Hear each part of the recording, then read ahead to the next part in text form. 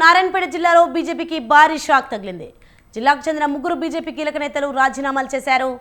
మకల్ నియోజకవర్గ incharge Jalandhar Reddy, Narayanpet incharge రతంగ్ Pandureddy, జిల్లా ప్రధాన కార్యదర్శి రఘురాం రెడ్డి గౌడ్లు బీజేపీ పార్టీ పదవులకు సభ్యత్వానికి రాజీనామా చేశారు. తమ రాజీనామా లేఖలను రాష్ట్ర అధ్యక్షుడు కిషన్ రెడ్డికి పంపించారు.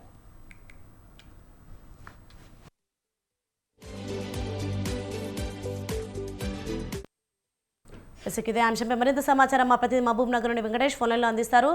వెంకటేష్, చెప్పండి, ఎందుకు వీళ్ళందరూ రాజీనామా చేశారు? దీనిపైన అప్డేట్స్ ఏంటి? సోని, నారాయణపేట జిల్లాలో బీజేపీ పార్టీకి భారీ షాకే తగిలిందని చెప్పవచ్చు.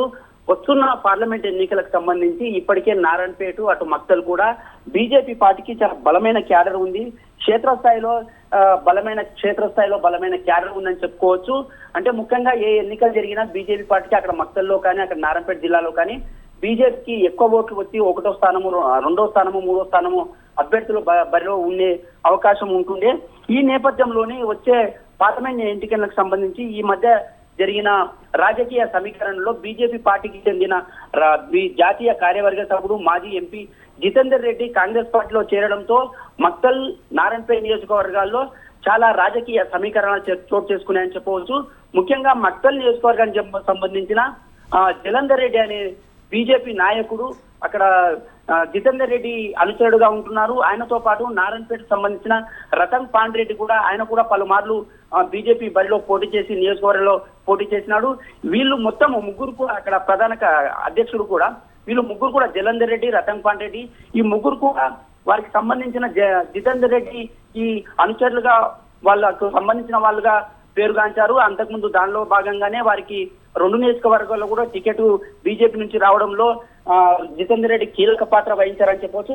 ఈ నేపథ్యంలో అనూహ్యంగా రాజకీయంలో వచ్చిన సమీకరణలతో జితేందర్ రెడ్డి పార్టీ మారడం, కాంగ్రెస్ పార్టీలో చేరడంతో కొంత అక్కడ మక్తల్ కానీ అక్కడ నారాయణపేట నియోజకవర్గంలో కొంత పార్టీలో కొంత గందరగోళం చోటు చేసుకుందని చెప్పవచ్చు.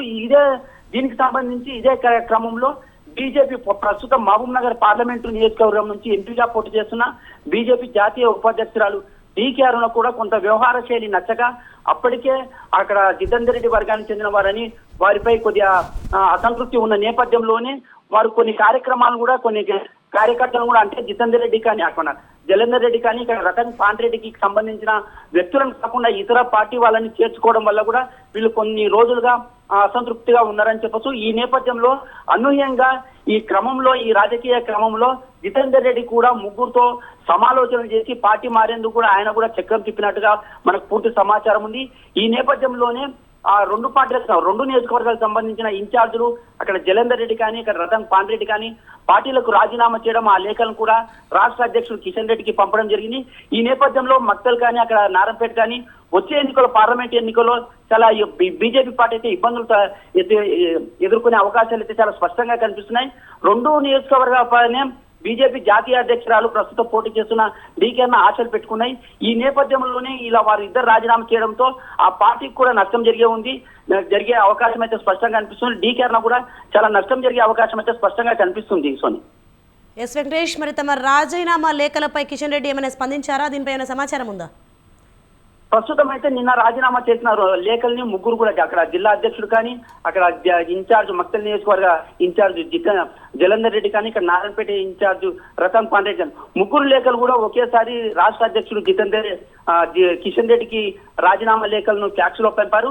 ఈ నేపథ్యంలోనే ఆయన ఆమోదించారా, వారితో చర్చిస్తారా, ఏమైనా పిలిచి మాట్లాడతారా?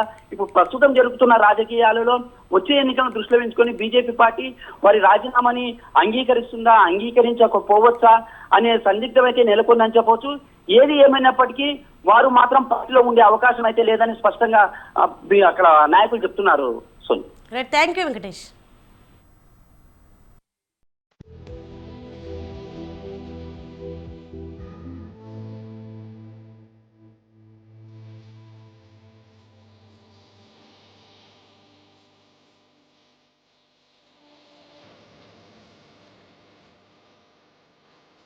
Thank you.